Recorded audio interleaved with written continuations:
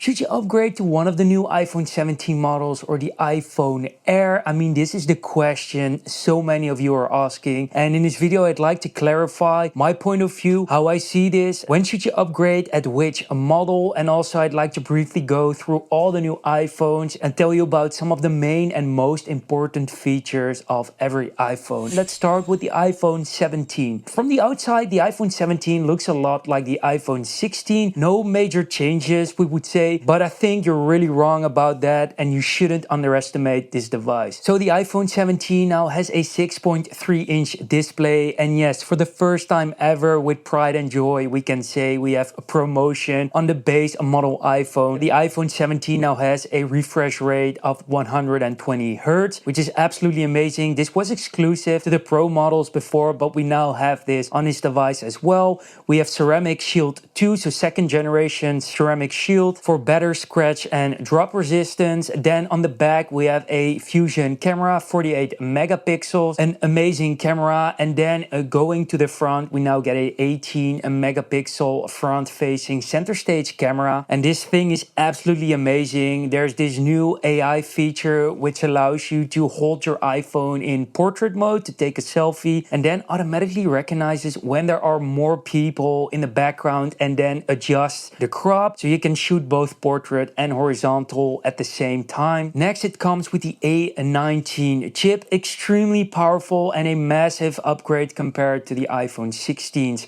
A18 chip. We now also get Apple's designed N1 chip for improved Wi-Fi and Bluetooth connectivity. Lastly, Apple also claims that the battery has significantly been improved compared to the last generation of iPhone. So that's the iPhone 17, and we're coming back to that one. Next up, iPhone Air, the revolutionary new thin iPhone. Everyone is talking about this one, and it's so incredibly thin. When you hold it, you just can't believe how light it is and how nice it feels in the hand. The iPhone Air is actually an extremely capable iPhone, more than we expected. It comes with some incredible Pro features. It also has the ProMotion display. It has the A19 Pro chip, similar to the one of the 17 Pro in it as well. It has a gorgeous display of 6.5-inch, and now also with Ceramic Shield 2. And unfortunately on the back we only find a 148 megapixel camera, so that's a little bit of a miss here, but understandable if you want to have such a thin device. Next, it also lacks one speaker, so you only get a one speaker instead of two stereo speakers that we're familiar with on iPhone for a while now. The frame is made out of titanium on the outside. Obviously it was needed for its sturdiness and durability. And the iPhone Air also has Apple's first C1X modem, Apple's custom-made C1X chip in there. This is the successor of the C1 that we have seen in the iPhone 16e, and this is to provide better modem and cellular speeds. Having this on the SoC of the iPhone means a better battery life, which is essential for this iPhone Air. And the battery, Apple claims it's all-day battery life, but we're not sure about this. We have to try this out and test this, whether these claims hold on. And yet, talking about battery, Apple introduced a new MagSafe battery pack specifically made for iPhone Air. This obviously is for a reason, but yeah, we need to test the battery life.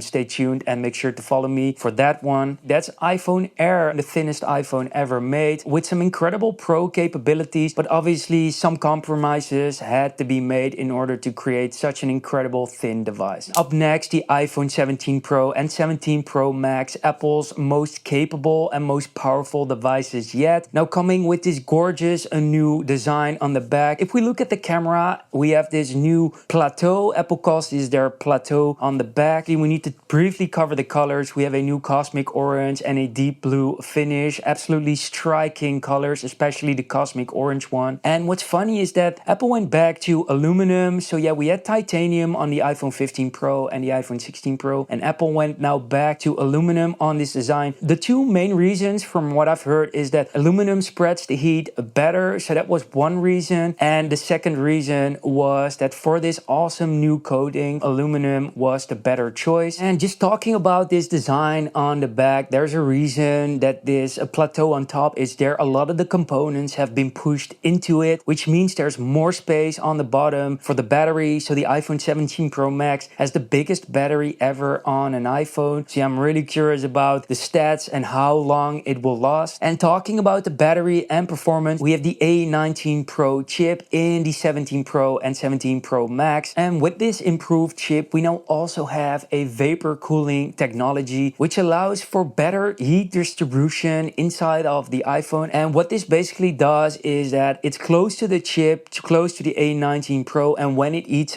up, it's going to spread the heat. With this vapor chamber cooling technology, it's going to spread out better over the iPhone, meaning heat distribution is significantly better, resulting in better performance and better battery life. Now that we know all these features and all these new things on these different devices, when should you update and to which iPhone should you update? I think if you have an iPhone 11 or 11 Pro, that's what I think is right now the best moment to update. You'll jump 5 generations of iPhone then, which I think is perfect. If you have been keeping your iPhone 11 or older and you still were able to survive, then now is the time to update. If you have the iPhone 12 or 13, and this now becomes more of a complex personal choice. If you still have plenty of storage and the batteries functioning properly, no issues with the camera, you can still hold on for your 13 or your 13 Pro and upgrade maybe next year. This is more of a personal choice. If it's still functioning properly, you don't have issues with the battery, the camera, or performance, don't recommend you to update then. But if you are struggling, you have some issues maybe with storage or performance, then this is the right time to update as well. And then obviously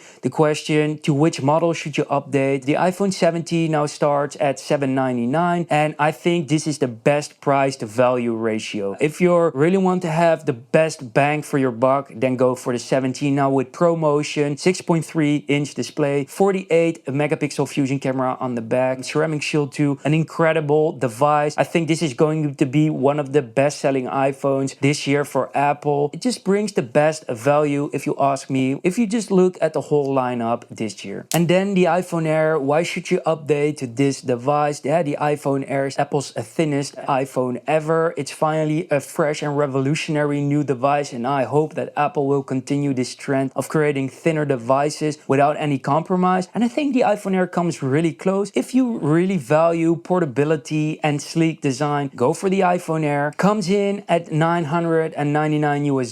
So yeah, it's replacing actually the price of the 16 Pro, so the previous generation Pro. I think this is really an iPhone for people who want to try out something new, are okay with one single camera lens, are okay with one single speaker, and are also okay with having less battery. Again, make sure to subscribe to stay tuned about the battery life, and we're going to try and test that out. People who really value portability, design, and are not necessarily looking for the best Pro features should go for the revolutionary Air. Lastly, the iPhone 17 Pro and 17 Pro Max. The iPhone 17 Pro starts at $1099, so $100 increase with regards to last year's iPhone Pro. The iPhone 17 Pro Max starts at $1199. As the name says, this is the most capable and pro device there is in the lineup. If you need the best and biggest battery, you should go for the 17 Pro Max. The Pro Max comes in at $1199. These gorgeous and vibrant new colors, Cosmic Orange and Deep Blue, go for the 17 Pro or 17 Pro Max. And lastly, if you value performance with this new A19 Pro chip and vapor chamber cooling technique, you should go for one of these Pro devices. All right, guys,